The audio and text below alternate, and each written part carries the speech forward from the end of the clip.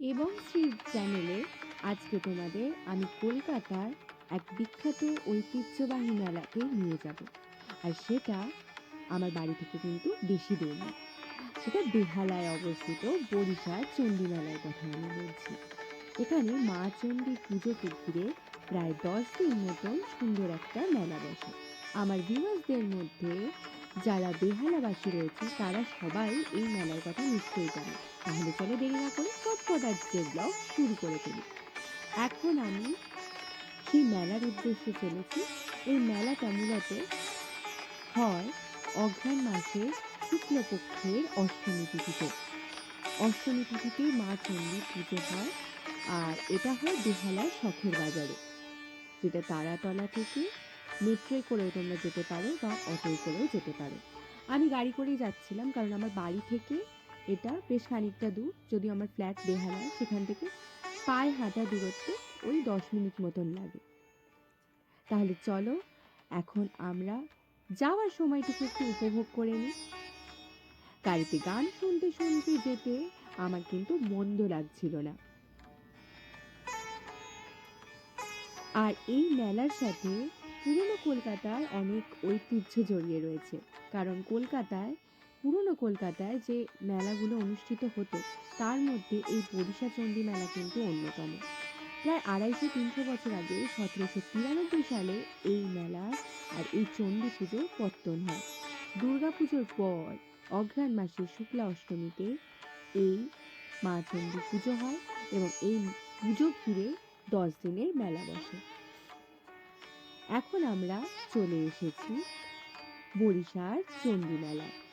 আমরা যেদিন গেছিলাম সেদিন ছিল নবমী তিথি, তাই মায়ের পুজোও হচ্ছিল। তবে এখানে কি বলতো, তোমাকে পুজো দিতে হলে অনেক সকাল থেকে লাইন দিয়ে আসতে হবে। আমরা পুজো দেওয়ার জন্য ঠিক আসিনি, তবে মাকে অবশ্যই দর্শন করব এবং প্রণামী দিয়ে মাকে পুজো দেব, মেলায় ঘুরবো, এই উদ্দেশ্যে আমরা দুপুর দুপুর করে চলে এসেছি। তাহলে কি আরো অনেকক্ষণ আমরা একটু মেলাটা ঘুরতে পারবো, এনজয় করতে পারবো। আর জানো, শীতের বেলায় ঝুপ করে সন্ধে নামে, সেই জন্য আমরা দুপুর দুপুর বেরিয়ে পড়েছি। আর বরিশার চণ্ডী মেলা সম্পর্কে কি বলবো, এখানে কি পাওয়া যায় না! ঘর সাজানোর সামগ্রী, বিভিন্ন ধরনের খেলনা, দেখতেই পাচ্ছ বিরিয়ানির হাঁড়ি, আচারের স্টল, বড়ির স্টল, বিভিন্ন ধরনের cosmetics, earrings, oxidise jewellery stall, সবই পেয়ে যাবে। চলো পায়ে পায়ে হেঁটে তোমাদের আগে মেলাটা একটু দেখিয়ে নিই।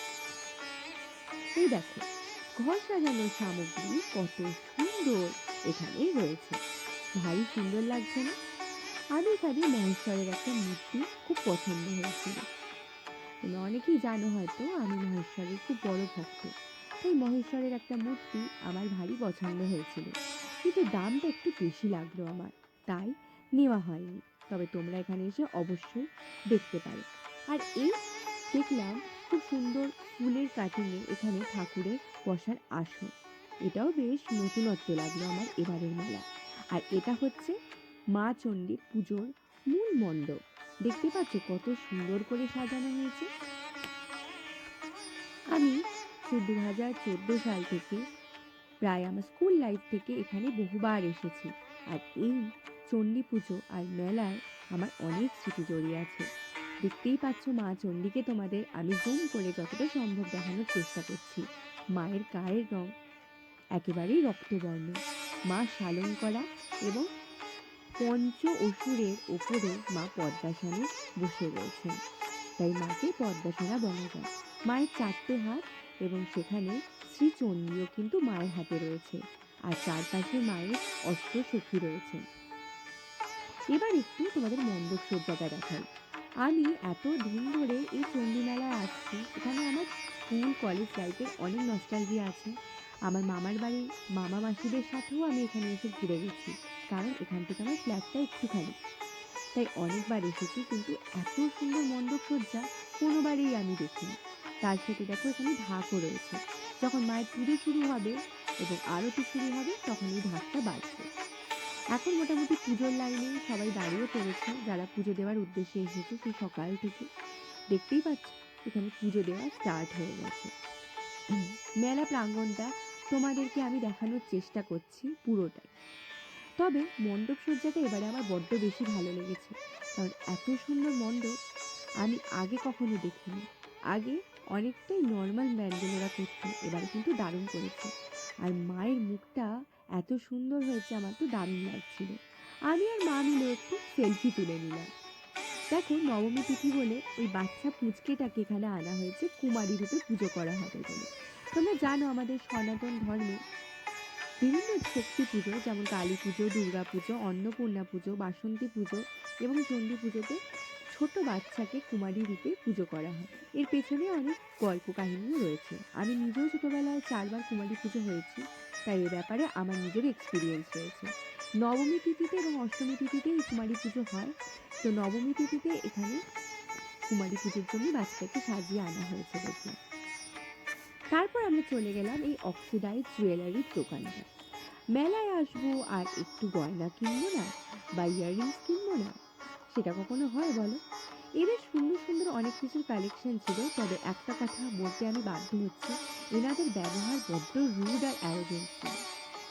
কাস্টমার আসবে, তারা বার্গেনিং করবে, সেটা তো খুব নর্মাল ব্যাপার। আপনাদের না পোষালে ভদ্রভাবে মার্জিতভাবে যদি বলে দেন যে না দিদি হবে না, এটাই আমাদের ফিক্সড প্রাইস, তাহলে মনে হয় সেটা অনেক বেশি শ্রুতিমধুর হয়। আপনারা যদি কাস্টমারের সাথে শুধু শুধু রুড ব্যবহার করেন, তাহলে কিন্তু আপনাদের ব্যবসা দাদা বেশি দিন থাকবে না। এটা আমি তাদের উদ্দেশ্যেই বললাম যারা কাস্টমারদের উদ্দেশ্যে খারাপ ব্যবহার করে। এরপর চলে এলাম আচারের স্টলে। এখানে তো বিভিন্ন লোভনীয় আচার বিক্রি হচ্ছিল, তেঁতুলের আচার, লঙ্কার আচার, কুলের আচার, আমের আচার। বিশ্বাস করো, আর এখানে গিয়ে আমি একটা অদ্ভুত ব্যাপার এবারে দেখেছি, চালের পাঁপড়। আগে কখনো এই জিনিসটা আমি দেখিনি। চালের পাঁপড় আর বিভিন্ন ধরনের পাঁপড় ছিল, বিটের, ধনে পাতার, ডালের বড়া ছিল, বিভিন্ন ধরনের বড়ি ছিল, বড়া বলছি আমি, বিভিন্ন ধরনের বড়ি ছিল, তার সাথে ছিল বিভিন্ন ধরনের হজমিগুলি, আরও অনেক কিছু। এত কিছু দেখে আমিও মায়ের সাথে গিয়ে কয়েকটা আচার আর বড়ি কিনে নিয়েছি। তারপর চলে এসেছিলাম এই চুড়ির দোকানটা। আমি বরাবর এদের চুড়ির দোকানের ফ্যান। চণ্ডী মেলাতে যা সুন্দর চুড়ি বিক্রি হয় না, সেটা সত্যিই প্রশংসার যোগ্য। বিভিন্ন ধরনের এখন বিয়ে বাড়িতে এই ধরনের কাস্টমাইজ চুড়ি তোমরা কিন্তু পরতেই পারো। দেখো কড়ি দিয়ে কি সুন্দর করে তৈরি করা। এছাড়া শাড়ির সাথে ম্যাচিং করে বিভিন্ন ধরনের চুড়ি কিন্তু এখানে কিনে নেওয়া যায়। অক্সিডাইজের চুড়ির সাথে এখানে সুতোর চুড়িও তোমরা পেয়ে যাবে, কাঁচের চুড়িও পাবে। এখানকার চুড়ির দাম একটু বেশি আমার লেগেছে বটে, কিন্তু এদের মতো সুন্দর চুড়ি আর কোথাও নেই। এবার আসি শ্রী শ্রী বরিশা চণ্ডী মাতার আসল মন্দিরে। এবার তোমাদের মেলাটার একটু হিস্ট্রি বলি মা চণ্ডীরে। 1793 সাল, বলতে পারো প্রায় 200-250 বছর আগে, সাবর্ণ রায়চৌধুরীদেরই একজন, মহেন্দ্র রায়চৌধুরী, ওই বংশেরই একজন, স্বপ্নাদেশে এখানকারই এক জলাশয় চণ্ডীপুকুর থেকে মায়ের ঘট পায়, এবং সেটাকে শাড়ি পরিয়ে গয়না পরিয়ে মা চণ্ডী রূপে পুজো করা হতো।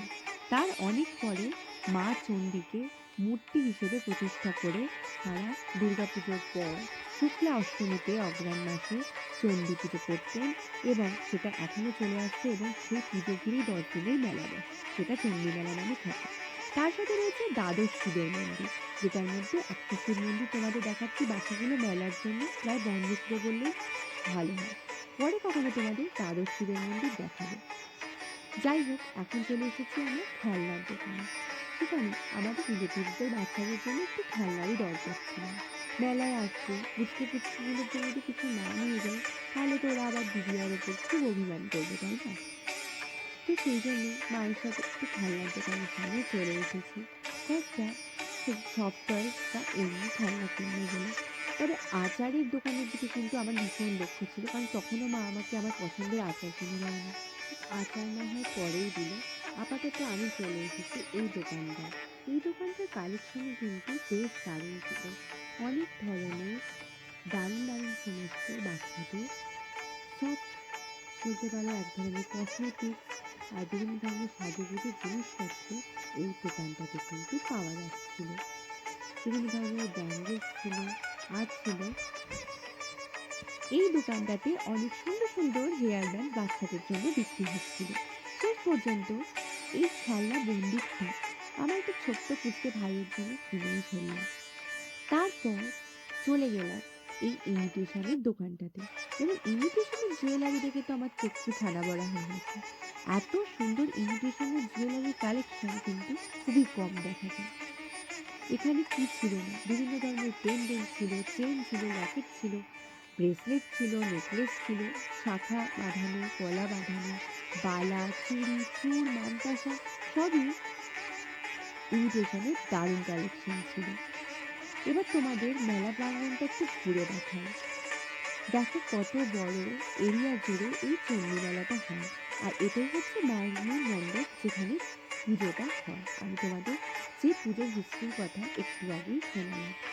দেখো মেলা প্রাঙ্গণে দুপুরবেলা হলেও কিন্তু ভালোই লোকজন ছিল। আর মেলাতে বেলুন থাকবে না সেটা কি কখনো হয়? আমরাও ছোটবেলায় অনেক বেলুন কিনেছি, তাই না? এইসব মেলা এলে ছোটবেলার নস্টালজিয়ার কথা কিন্তু খুব মনে পড়ে। তোমাদেরও কি মনে পড়ে আমার মতো? তারপর চলে এলাম এই বাসনের দোকানে। মা কাকিমাকে নিয়ে গেলে বাসন কিনবে না বা বার্গেনিং করবে না, এটা কি কখনো হয়? এই চায়ের কাপের দোকান আর এই সাঁড়াশি, চামচ এইসব কিনতে আমার মায়ের কিন্তু জুড়ি মেলা ভার। এরপর চলে এলাম মিষ্টির দোকানে। এই মিষ্টিটার কি নাম খুব জানতে ইচ্ছে করছিল, মনে হলো সুজি দিয়েই তৈরি, কিন্তু মিষ্টি বিক্রেতাই নামটা বলতে পারেনি। তবে আমার মনে হলো এটা এক ধরনের মোহনভোগ, কারণ এটা সুজি দিয়ে তৈরি। দেখতে মাখা সন্দেশের মতন হলেও এটা কিন্তু মাখা সন্দেশ ছিল না। আর ওইদিকে আমার মায়েরা গুড় কাঠি, আরো বাদাম, বাদামের চাট এসব কেনার জন্য রেডি হয়ে দেখো বার্গেনিং করতে লেগে গেছে। তারপর আমি তোমাদের যে বললাম যে মাকে নিয়ে গেলে তো কাপের দোকানে একবার আসতেই হবে। আর ওরা কাঁচের কিছু একটা কিনবেই, সেটা কাপ হোক, গ্লাস হোক, প্লেট হোক। তো আমার মা ওখানে বার্গেনিং শুরু করেই দিয়েছে। কিছু একটা নেবে সেটা আমি বুঝতেই পারছি। এত কিছু দেখার পর শেষ পর্যন্ত সেই কাপ প্লেটই কিন্তু কিনেছে। যেখানেই যাবে, যে মেলাতেই যাবে, এই কাপ প্লেট কেনাটা কিন্তু একদম কনস্ট্যান্ট মা কাকিমার কাছে। আমি জানি না আমার কথায় তোমরা কতটা মিল পাচ্ছ, কিন্তু আমি যে ঠিকই বলছি সেটা আশা করি তোমরা সবাই বুঝেই গেছো। এরপর আমরা চলে এলাম ফুড স্টলগুলোতে। আগে একটা মিষ্টি স্টলে গেছিলাম বটে, তবে এরকম গরম গরম জিনিসই কিন্তু এই স্টলটাতেই ছিল। তার সাথে গুড় কাঠি, ছোট ছোট গজা, বিভিন্ন ধরনের ফ্রাই যে চিপসগুলো হয়, মানে মিষ্টি যে ভাজা জাতীয় হয়, সেগুলো সবই তোমরা এখানে পেয়ে যাবে। আর সত্যি বলতে জিলিপি ভাজা দেখে কিন্তু আমার ভীষণই জিভে জল আসছিল। কিন্তু শুধুই কি মিষ্টি? একদম না।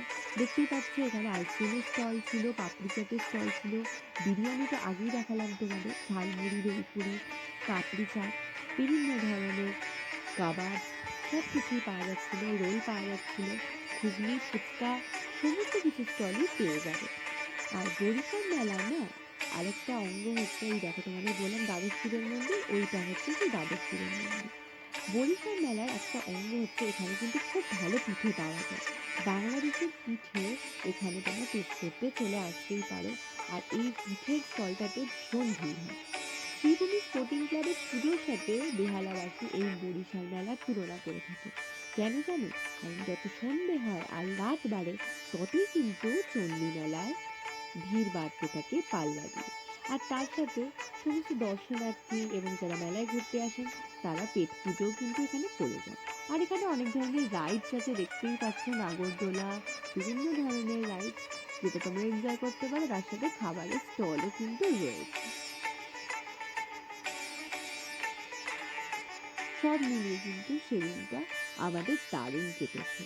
এক কথায় অনেক দিন পর এই মেলায় এসে যেন পুরনো নস্টালজিয়াকে আমি আবার নতুন করে পেয়ে গেলাম। তোমাদের অনেককেই দেখি ভিডিও দেখো কিন্তু সাবস্ক্রাইব করো না। এরকম করলে কি করে হবে বলো তো? তোমরা সাবস্ক্রাইব না করলে নতুন চ্যানেলটাকে কিভাবে আমি বড় করব? ১০০টা সাবস্ক্রাইবারও কিন্তু এখনো এই নতুন চ্যানেলে হয়নি। তাই ভিডিও ভালো লাগলে যেমন তোমরা লাইক করবে, কমেন্ট করবে, এবং সেটার বেটারমেন্টের জন্য ভিডিওটা শেয়ার করতে আর এই চ্যানেলটাকে সাবস্ক্রাইব করতে একদম ভুলে গেলে চলবে না।